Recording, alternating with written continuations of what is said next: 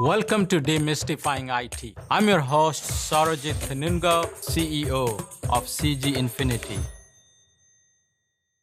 Welcome to Demystifying IT Season 2. Today's guest is Brent Williams. Brent is a seasoned private equity leader with more than 30 years of experience in building and growing companies. He spent over 2 decades as a senior partner at the Halifax Group, where he helped invest more than $4 billion across diverse industries. And he now continues to support the firm as a senior advisor. Brent has served on numerous private and public boards. Private equity is the broadest name for the asset class, which means you're raising money from big institutional investors. So it could be insurance companies, pension funds, university endowments, sovereign nations, anybody that's investing generally over $1 billion, but usually a lot more than that. And they invest in private equity firms. Then under the umbrella of private equity are several sub-strategies, right? So venture is one of those. So venture is private equity, but it's specifically geared towards the smaller startup companies that are higher risk, higher reward. Next, you'd have growth equity, which is companies that are transitioning. They're not really startups anymore. They're growing really fast and still looking for equity investments. Where I spent my career was in buyout, which is at the far right. This is investing in mature companies that have revenue and profits and all those great things.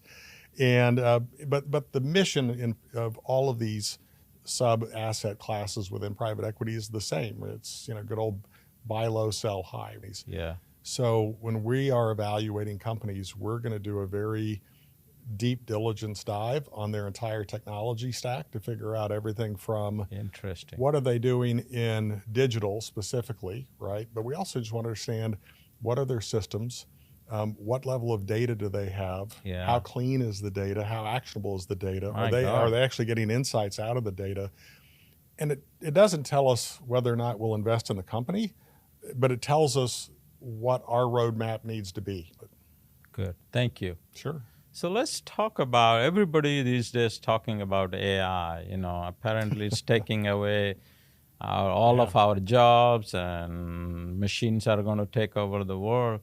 But, how do you foresee the impact of AI on PE, not just as investment decisions that they're making, but also their own operations of PE organizations? It probably comes into play in 3 areas if you think about what a private equity firm does, right? So you're evaluating opportunities at the front end for investment, and a firm may look at between 500 and 1,000 companies every year that will come in one way or another. And for a lot of those, they'll come in, somebody will give it a quick skim, and you'll kill it. You won't spend any time on it. Yeah.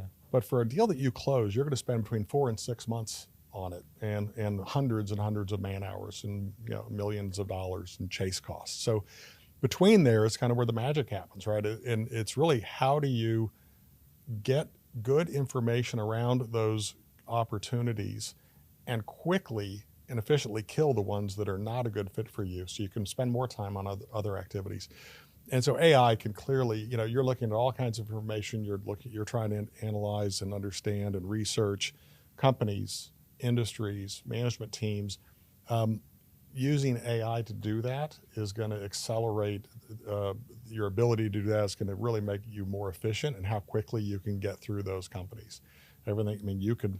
You could take, when you get a confidential information memorandum, it's in a PDF, you could literally just drop it into an AI and say, hey, what do you think, right? The ability of an AI to accelerate that is amazing. The second thing you're doing is you're making investment decisions, and once you close a company, you're monitoring that portfolio, right? And so this just has to do with how is the company performing.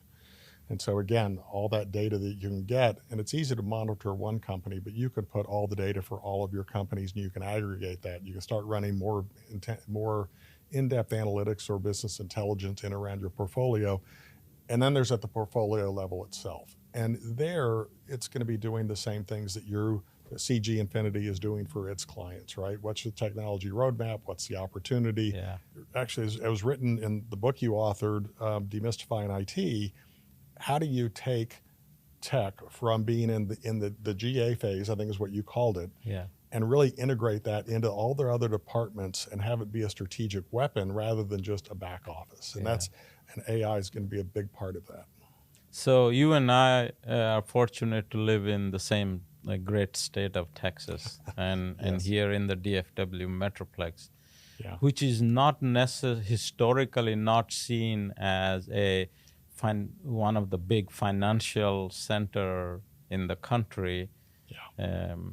compared to some of the big ones like New York City and stuff like that. But I've been noticing more and more private equity firms showing up, and now there is announcement of Texas Stock Exchange. Yeah. So in your opinion, what do you see? Where are we headed in terms of the financial future, DFW and Texas in general, becoming also a financial capital? Yeah, it always surprised me that Dallas wasn't more of a financial center than it has been because of the size of the city, the location geographically, and a number of other factors. But it didn't have the history of financial exchanges like New York or Chicago. It didn't have banks headquartered there like New York or Chicago or San Francisco or LA.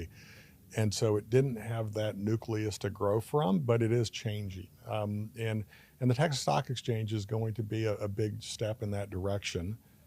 You've already seen as a competitive response, NASDAQ has opened up a regional office in Dallas as a response to that.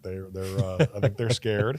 They should be. New York Stock Exchange moved its regional office from Chicago down to Dallas, so that's going on. Oh, I didn't realize. Yeah, that. and then you've got massive companies that have relocated here, whether it's CBRE, which there is private equity in the real estate world.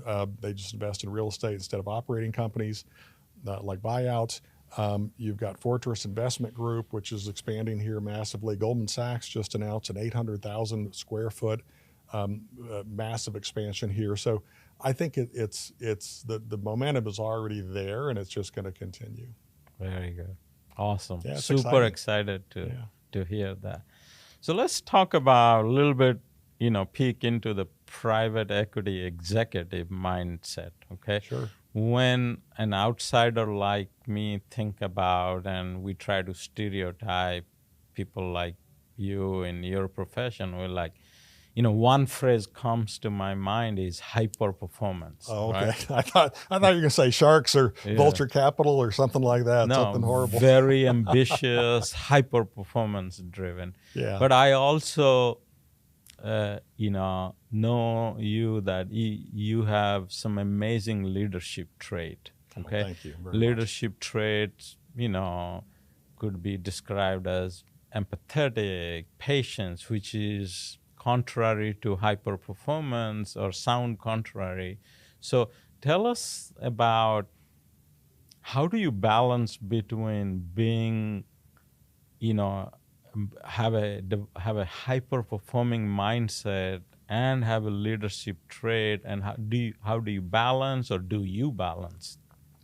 There's a couple answers to your question. One is you do have high expectations, right? Yes. I have high expectations of what a team and a company and leaders can achieve. Yeah. But you have to complement those expectations with very high levels of support. Interesting. Otherwise, I don't think you're gonna succeed. And you've got to realize that this is a people business. Yeah. And that you want people to want to work for you. And Correct. It really comes down to what's leadership, in my opinion. Leadership is motivating people to achieve a goal. And you're not going to do that by telling them what to do and micromanaging them and telling them that, and creating a sweatshop environment. That doesn't motivate anybody. So I think it's really just having good leaders, training people, coaching people, empowering people throughout the organization, which is a big place that a big opportunity, I think, in most companies where most employees haven't really been empowered, and they have great ideas, and they get so excited when you pull them into the team. Yeah. And so anyway, so that's a a short answer. But the other thing is we're human beings, right? I mean, we have families, we have kids, we have priorities, and we respect that everyone else has those same things. And so if something comes up, family matter, kid matter, go do that. That's more important, right? You want them to, you want everyone to have a life, take vacation. They need to be healthy. They need to be sharp. So a good example, we bought a lake house a couple of years ago, and there's some weeds growing in the water and all this. And I said, well, how do you get rid of those? Okay, well, you put down this aquatic herbicide. And it's more effective if you put it in a granule. Well, how do you do that? I said, well, I don't know. Why don't I build a remote control boat that will do that for me? And well, if I do that, I'm going to have to, how am I going to make the parts?